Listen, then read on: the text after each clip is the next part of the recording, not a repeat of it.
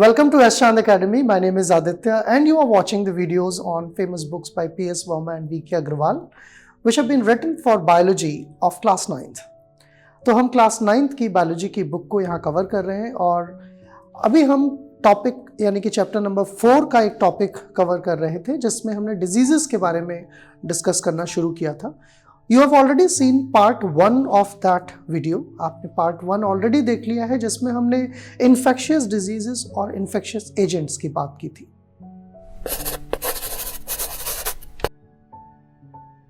इसी टॉपिक को कंटिन्यू करेंगे हम सेकंड वीडियो में और अब हम बात करेंगे कि इन बीमारियों से infectious agent से कैसे बचा जा सकता है. So we will continue from the same point. उसी जगह से हम कंटिन्यू कर रहे हैं. We are now looking at principles of treatment. बीमारियों को ट्रीट कैसे किया जाता है, कैसे क्लिनिशियंस उनको ट्रीट करते हैं बीमारियों को. So if we start from the very first point, we will see here that they have mentioned 2 ways to treat an infectious disease. एक बीमारी को क्योर करने के 2 ब्रॉड तरीके होते हैं. What are those 2 ways? One is to reduce the effort of disease. Another way is to kill the cause of the disease. So see, there are 2 things. अगर कोई इन्फेक्शियस एजेंट हमारे शरीर में आ गया है तो वो जो बीमारी कर रहा है उससे एक तो शरीर के बेसिक फंक्शंस अफेक्टेड हो रहे हैं, सेल्स मर रही हैं, टिश्यूज को डैमेज हो रहा है, जो मेटाबॉलिज्म है वो अफेक्टेड हो रहा है. तो एक तरीका तो है कि उस सिम्टम्स को पहले कम किया जाए. जैसे कि किसी को कोई बीमारी हुई और उसको फीवर आया तो सबसे पहले तो ये कि उसके फीवर को कम किया जाए, डिक्रीज किया जाए.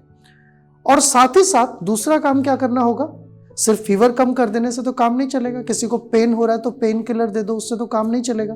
सिम्टम्स भले ही रिलीव हो जाए, उस पर्सन को आराम मिल जाएगा, लेकिन बीमारी खत्म नहीं होगी. तो दूसरी इंपॉर्टेंट बात यह है कि हम उसके कॉजेटिव एजेंट्स उसको खत्म करने के लिए भी कुछ करें. So 2 things you should remember. The first is to alleviate or to reduce the effects or symptoms which are being expressed during the disease. And second thing is to eradicate or to remove or to kill the pathogen which is causing a disease. So these are 2 basic approaches or basic strategies which are used as a principle for the treatment. Treatment के principle के लिए ये 2 चीजें use की जाती हैं. So now the question comes, how to kill a microbe. एक microbe को अगर हमें मारना होगा तो हम कैसे मारेंगे? How we can kill that? So pathogenic microbes can be killed by 2 common methods. One way is to use medicine that kills microbes, and so you can use a variety of medicines. कई तरह की medicines होती हैं, उनके बारे में अभी हम और बात करेंगे. And you can also defend that whole pathogen system by improving your own immune system. क्योंकि हमारे शरीर में खुद भी इम्यूनिटी होती है, पैथोजेंस के अगेंस्ट लड़ने की कैपेसिटी होती है. तो अगर हम उसे भी ऑगमेंट कर सकते हैं तो भी हम पैथोजन से और इफेक्टिवली फाइट कर सकते हैं. So if the drug affects host metabolism, then our very purpose of the treatment will be defeated. इस लाइन का क्या मतलब? मतलब ये हमें बता रही है लाइन की ड्रग्स कैसी होनी चाहिए, जो दवाइयाँ हैं वो कैसी होनी चाहिए. They have to be very very selective. ऐसा नहीं हो कि जो दवाई हम ले रहे हैं वो पैथोजन को तो मारती है लेकिन हमारे शरीर को भी नुकसान पहुंचाए. So that will not be called as a good drug. So when you are having this strategy to kill microbe, you should find or you should look for a drug that is specific or selective in killing that particular microbe and it is not harming individual in any way. किसी तरह से वो हमें harm नहीं कर रही हो. हालांकि कुछ जगह ये रूल फॉलो नहीं होता है. For example when we talk about cancer, जब हम कैंसर की बात करते हैं तो वहाँ पर क्या होता है, कैंसर की जो दवाइयाँ होती हैं, जो ड्रग्स होती हैं, anti cancer drugs, they also affect our body adversely, शरीर को नुकसान पहुँचाती है. लेकिन वहाँ पर फिर हम प्रॉफिट देखते हैं, बेनिफिट देखते हैं कि बेनिफिट कितना ज़्यादा है, क्या लाइफ एक्सपेक्टेंसी बढ़ाई जा सकती है, अगर हम वो दवाई ना दें तो कितनी लाइफ रहेगी और दवाई देने के बाद लाइफ कितनी रहेगी. But that is the case of non infectious diseases. यहाँ पर हम केवल इन्फेक्शियस डिजीजेस की बात कर रहे हैं. तो we will stick to this point, हम इस पॉइंट पर स्टिक रहेंगे और हम बात करेंगे कुछ दवाइयों की. उनमें से एक जो मेजर कैटेगरी है मेडिसिन की, जिसका नाम आप अक्सर सुनेंगे और अक्सर देखेंगे, that is antibiotic. So I think you would have heard the name antibiotic. You can see the picture of famous scientist who led the discovery of antibiotics, Alexander Fleming. Alexander Fleming ने पहली बार antibiotics की discovery की थी, और अगर उसको 20th century की सबसे बड़ी डिस्कवरी कहा जाए तो इसमें कुछ गलत नहीं होगा. Many scientists agree on this point that discovery of antibiotics was biggest discovery because it saved millions and millions of lives. अब तक millions of people have been saved because antibiotics are present. So what antibiotics are? Antibiotic क्या है? ये कुछ ऐसे agents हैं, ऐसे chemicals हैं जो माइक्रोब्स की ग्रोथ को इनहिबिट करते हैं. या तो उन्हें सर्वाइव ही नहीं होने देते हैं, या उन्हें डिवाइड नहीं होने देते हैं, मल्टीप्लाई नहीं होने देते हैं, क्योंकि वो उनके किसी स्पेसिफिक मॉलिक्यूल पर जाकर बाइंड करते हैं और उसके जो प्रोसेस है, बेसिक लाइफ प्रोसेस है, उनको स्टॉप कर देते हैं. So there are so many antibiotics. You know the name of the first antibiotic जिनके बारे में मैं अभी बात कर रहा था, अलेक्जेंडर फ्लेमिंग. इन्होंने जो एंटीबायोटिक डिस्कवर की थी, that was penicillin. Apart from that we have several antibiotics today in the market. आज की डेट में बहुत सारी एंटीबायोटिक्स हैं, gentamicin, amoxicillin and so many, plenty of antibiotics. But one thing, एक बात आपको ध्यान रखनी होगी, antibiotics should not be taken without doctor's prescription. They have some ill effects. अगर आप उनको अपने आप लेंगे तो वो न केवल illegal है, but it is also harmful for human body. So always take antibiotics under the prescription of a clinician. Let's now go ahead, अगर हम आगे चले इस चैप्टर में. So these principles of prevention of disease have now been mentioned. एक तो था treatment. मतलब डिजीज अगर हो जाती है तो उसे आप ट्रीट कर सकते हैं, उसके लिए बीमारियां होती हैं. लेकिन डिजीज नहीं हुई है, उससे पहले भी आप प्रिकॉशंस ले सकते हैं, डिजीज से बचने के तरीके डेवलप कर सकते हैं, तरीके स्टडी कर सकते हैं. तो इनके प्रिंसिपल्स ऑफ जो प्रिवेंशन है, इनको समझने के लिए सबसे पहले हमें लिमिटेशंस देखनी होंगी. So there are 3 limitations. जब किसी इन्फेक्शियस डिजीज को हम ट्रीट करते हैं तो क्या लिमिटेशंस आती हैं. So first limitation is when someone gets a disease, body functions get damaged or may never recover completely. Body functions recover नहीं हो पाते हैं. Treatment of disease takes time. This means that if someone is suffering from a disease, likely to be bedridden or sometimes that may be in hospitals for a very very long time. तो ये सारी चीज़ें जो हैं, they motivate us for choosing prevention over treatment. Because treatment available हो सकता है, लेकिन फिर भी उससे जो लाइफ का लॉस होता है, जो टाइम आपकी हेल्दी लाइफ है उसका जो लॉस होता है, that is irrecoverable, that can not come back. So one should always think about preventing a disease rather than focusing on curing a disease. So let's now talk about prevention of disease, since it is much better than looking for treatment. So in prevention of disease, you can see that there are a couple of points which are given here. General ways जो है prevention के. तो पहली बात तो ये कि हमने देखा कई सारे जो पैथोजेंस हैं, दे आर एयरबॉर्न और waterborne. So we should avoid those contacts. हम अगर उन कॉन्टेक्ट्स को अवॉइड करें, जैसे कोविड के टाइम में हम सब लोग मास्क पहन कर रहते थे क्योंकि वो हमें प्रिवेंट करता था डायरेक्ट एयर कॉन्टेक्ट से. So that can be a usual practice not only during pandemic, but if you are moving to an area which is not familiar to you, आप ऐसी जगह जा रहे हैं जहाँ पर पहले से कोई बीमारियाँ हैं, polluted environment है, you can always have a protective covering or a mask or clothing over your mouth so that you are protected from the diseases. Same thing will happen for water. पानी के लिए भी ऐसा ही है. Do not go and just drink water from anywhere. अगर आपको कहीं पानी नहीं मिल रहा है suitable source में, the best thing is you can take water and boil it, allow it to cool. तो आप बॉयल करके अगर पानी को रखेंगे तो उसमें बहुत सारे माइक्रोब्स गर्म करने से मर जाते हैं. It does not mean that only heating, but boiling of water. आप बॉयल करके उसे ठंडा करें. So that is one preventive measure. ये एक प्रिवेंटिव मेजर है. देन जो वेक्टर बॉर्न डिजीज है, आप वेक्टर्स को तो देख सकते हैं, पैथोजन आपको भले ही नहीं दिखेंगे, एनवायरनमेंट में वायरस कहाँ है, बैक्टीरिया कहाँ है, वो दिखाई नहीं देंगे, लेकिन वेक्टर्स तो दिखते हैं. अगर कहीं पर मॉस्किटोज ज़्यादा हैं, कहीं पर फ्लाइज ज़्यादा हैं, तो आप उनको भी अवॉइड कर सकते हैं. You should not eat a food on which flies are wandering. जहाँ पर फ्लाइज घूम रही हैं वो खाना नहीं खाना है आपको. या फिर कहीं पर अगर मॉस्किटोज ज़्यादा हैं तो ऐसा नहीं है कि आप रिलैक्स हैं.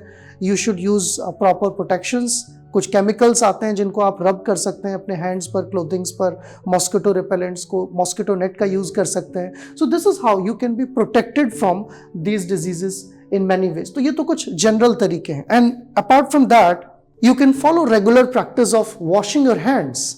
क्योंकि बहुत सारे पैथोजेंस जो हैं वो कई बार हमारे हाथों पर अलग अलग जो कॉन्टेक्ट्स हैं चीज़ों को छूने से उनसे आ जाते हैं. So you should follow a very good practice of washing your hands. एक प्रोसीजर होता है हैंड वॉश करने का, सोप और कोई भी डिसइंफेक्टेंट की मदद से आप इस तरह से, जैसा कि वीडियो में दिखाया गया है, इस तरह से अपने हैंड वॉश अगर करेंगे एटलीस्ट ट्वाइस अ डे, और coming from any place and then entering into your home or before eating food, then it will be called as a very good healthy lifestyle and you will be protected from disease. So these were the general ways. ये जो हमने बात की अभी, ये बहुत ही general तरीके थे डिजीजेस से बचने के. इसके अलावा कुछ स्पेसिफिक तरीके भी होते हैं. You can also be protected from the diseases in some specific ways. Like if someone is suffering from cold and cough in the class, आप क्लास में पढ़ रहे हैं और वहाँ पर किसी को cold and cough है, सो ये बहुत ही चांसेस हैं कि आसपास के जो स्टूडेंट्स हैं, जो आसपास आपका फ्रेंड सर्कल है, उन सबको इन्फेक्शन हो जाएगा. या कभी कभी आपने देखा होगा कि किसी सीज़न में आई फ्लू होने लगता है, स्पेशली रेनी सीजन और हाईली मॉइस्ट सीजन. तो अगर किसी एक को आई फ्लू होता है क्लास में तो लगभग सबको ही हो जाता है फिर. So what you can do is you can wear protective glasses at that time. You can cover your mouth, cover your face and do not touch objects. उस पर्सन जो इन्फेक्टेड है उसकी बुक्स को नहीं टच करना है, उसके सामान को टच नहीं करना है, क्योंकि उससे इन्फेक्शन होने के चांसेस हैं. It does not mean that you should not cooperate with that person. आप डेफिनेटली उस पर्सन को कोऑपरेट कीजिए, उसको सपोर्ट कीजिए, but you have to be protected.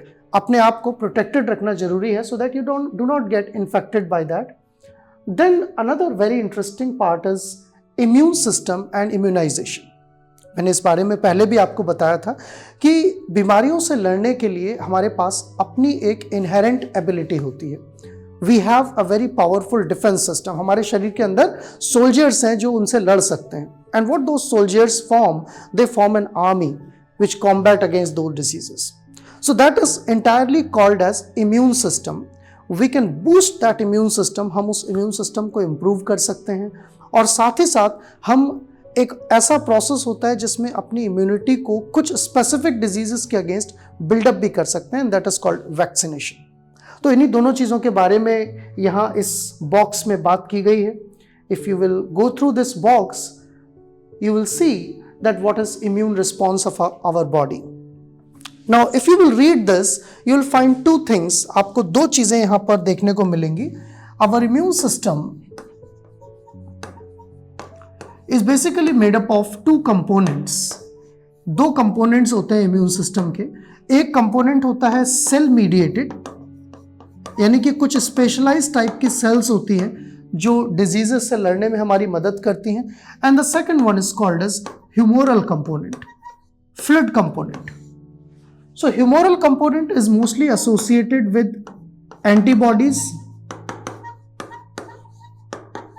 Antibodies जो है वो एक स्पेसिफिक तरह के प्रोटीन्स होते हैं. इनको हम इम्यूनोग्लोबुलिन्स भी कहते हैं, जो लगातार हमारे ब्लड में सर्कुलेट होते रहते हैं, और जैसे ही कोई पैथोजन बाहर से आता है वो उसको बाइंड करके उसको वही न्यूट्रलाइज कर देते हैं. जबकि सेल मीडिएटेड इम्यूनिटी में क्या होता है कि एक स्पेसिफिक टाइप की सेल है, जैसे कि उन सेल्स को हम कहते हैं टी सेल्स. तो टी सेल लगातार ये काम करती रहती हैं कि अगर हमारे शरीर में कोई सेल इन्फेक्टेड हो गई है, let us say this is human cell. So if this human cell is infected with virus, then this T cell will recognise this infected cell and kill it. इसको मार देगी. So these specific type of cells, they continuously keep on wandering. Some of them get stored at specific places. Like lymph nodes, हमारे शरीर में lymph node होती हैं जहां पर ये इम्यून सेल्स इकट्ठी रहती हैं. वो समझ लीजिए आप आर्मी की बैरक्स हैं हमारी बॉडी के अंदर. जब अटैक होता है तो आर्मी की बैरक्स में फिर जो पैथोजेंस हैं उनको लाकर ये आर्मी मार देती है. So this is how our body regularly fight against those diseases. लगातार फाइट करती रहती है. अब इसी बॉक्स में अगर आप आगे बढ़ेंगे तो आप देखेंगे कि इम्यूनिटी जो है हमारे शरीर की, उसको दो ग्रुप्स में डिवाइड किया गया है. एक टाइप जो है उसका इम्यूनिटी का, उसे हम कहते हैं एक्टिव इम्यूनिटी, और दूसरी जो होती है that is called as passive immunity. Now what you mean by active immunity and passive immunity? See, we already have a very strong defense mechanism inside our body. Either it is mediated by cells or it is mediated by antibodies. But we also have some memories. हम किसी एक बार infection हो जाता है तो उसकी memory जो है वो स्टोर हो जाती है। जैसे समझ लीजिए किसी एक सोल्जर का किसी एक टेररिस्ट के साथ इनकाउंटर हुआ और उसको पता नहीं था उस टेररिस्ट के बिहेवियर के बारे में, उसकी गन्स के बारे में, लेकिन एक बार इनकाउंटर हो गया और उसने उस टेररिस्ट को मार दिया, तो उससे क्या होगा, अगर एक टेररिस्ट को मार दिया तो वो आप सीख जाएगा कि इस तरह के टेररिस्ट को कैसे इनकाउंटर करना है, किस तरह के वेपन्स उसके पास होते हैं। तो हमारे शरीर में भी वैसी ही मेमोरी बन जाती है। So we have that memory. Now these immune cells or immune components are either present in our body after the interaction, they are formed after the interaction with antigen, या तो वो बनते हैं किसी इनकाउंटर के बाद, या फिर जो हमारे शरीर में कभी कभी रेडीमेड एंटीबॉडीज आ जाती हैं। अब वो रेडीमेड एंटीबॉडीज कहाँ से आती हैं? Either they can come from mother, वो मदर से प्लेसेंटा के थ्रू बेबी में एंटीबॉडीज आ जाती हैं। तो अगर हमारे शरीर में कहीं से रेडीमेड एंटीबॉडीज आ रही हैं, मतलब वेपन्स आ रहे हैं, उनको ट्रेन नहीं किया जा रहा है, then that is called passive immunity. अगर उनको ट्रेन किया जा रहा है, that is called active immunity. So we have both kind of immunity in our body, and active immunity को स्ट्रॉन्ग करने के लिए हम क्या करते हैं? अगर मान लीजिए कि हमारे शरीर में कोई पैथोजन का इनकाउंटर कभी नहीं हुआ और हम उसके अगेंस्ट प्रोटेक्शन चाहते हैं, तो उस एंटीजन की एक बहुत ही लाइट, बहुत ही माइल्ड डोज इंजेक्शन की तरह दे सकते हैं। तो उससे क्या होगा, शरीर में मेमोरी बन जाएगी, और उसको हम कहते हैं वैक्सीनेशन। तो बहुत सारे वैक्सीनेशन प्रोग्राम्स होते हैं अक्रॉस द कंट्री। आप बहुत छोटे रहे होंगे तो आपके पेरेंट्स ने आपको वैक्सीन लगवाई होंगी। कुछ वैक्सीन्स जो है वो आपके एल्डर एज में भी लगती हैं। रिसेंटली आप सबने कोविड की वैक्सीन लगवाई होगी। तो वो वैक्सीन्स क्या होती हैं? They are basically part of that antigen which does not cause disease but confers a memory against that disease. So that builds your active immunity. But sometimes you are also injected with directly antibodies, and that enhances your passive response, and it is called as passive immunization. So this is all what has been given in this box. ये सारी चीजें इस box में यहाँ पर समझाई गई हैं। वैक्सीन्स कैसे बनती हैं, वैक्सीन्स बनाते समय कौन कौन से एजेंट यूज किए जाते हैं, क्योंकि पैथोजन को डायरेक्टली इंजेक्ट कर देंगे तो इंसान बीमार हो जाएगा, तो उन पैथोजन्स को इनएक्टिवेट करने की जरूरत होती है।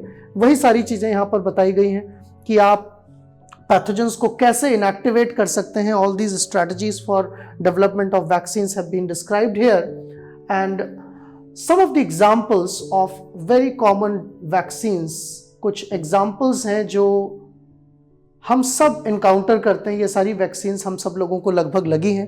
आप अपने पेरेंट्स से अगर पूछेंगे तो आपको बताएंगे वो, क्योंकि कुछ वैक्सीन्स बहुत ही छोटी एज में लगाई जाती हैं। जैसे कि आप यहाँ देख सकते हैं डीपीटी वैक्सीन डिप्थीरिया, पैटोसिस और टिटनस के लिए लगाई जाती है, which is given to all infants of very little age. Infants को ही दी जाती है 3.5 months तक। हेपेटाइटिस बी की वैक्सीन जो है वो भी छोटे बच्चों को दी जाती है। Then polio vaccine, it may be given to little elder children up to 5 years. Oral polio vaccine के बारे में आप सबने सुना होगा। Then BCG, it is a vaccine that is given against tuberculosis. So apart from this, there are many other vaccines. Government also has a program, defined program called Rainbow Program, under which so many vaccines are prescribed, and they have to be given in a mandatory fashion to all the newborns in the country so that we remain protected from disease. So this was all in this video. इस video में यही था। अगर हम इसको summarise करें तो हमने इस वीडियो में देखा कि डिजीजेस से किस तरह से बचा जा सकता है। We talked about treatment regimes, treatment कैसे किया जा सकता है, एंटीबायोटिक्स के बारे में हमने जाना, और साथ ही साथ हमने ये देखा कि बॉडी का जो इनहेरेंट इम्यून सिस्टम होता है वो कैसे काम करता है और किस तरह से आप उससे बच सकते हैं। और साथ ही साथ हमने वैक्सीनेशन के बारे में भी देखा। आप इस शॉर्ट वीडियो में यहाँ देख सकते हैं कि हम सबको कहीं ना कहीं वैक्सीन लगी है, और वो वैक्सीन एक तरह से एंटीजन होता है, इनएक्टिवेटेड एंटीजन होता है, जो हमारी एक्टिव इम्यूनिटी को इम्प्रूव करता है। So I hope you have understood this part of the chapter number 4 very well, and you can now continue reading this book. आप अपनी इस बुक की जो रीडिंग है, अंडरस्टैंडिंग है, उसको फर्दर improve कर सकते हैं by reading it through hard copy. In case you don't have this book, you can order it from S. Chand Publishing. The description is already given in the description box below. So I hope you are enjoying these videos. ये video आपको मदद कर रहे हैं सारी चीज़ें समझने में, and you will continue watching these videos. You will come back and you will stay connected with us. Thanks for watching. All rights reserved. This video has been prepared for educational purposes only. No part of it may be reproduced or copied without the permission of the copyright holder.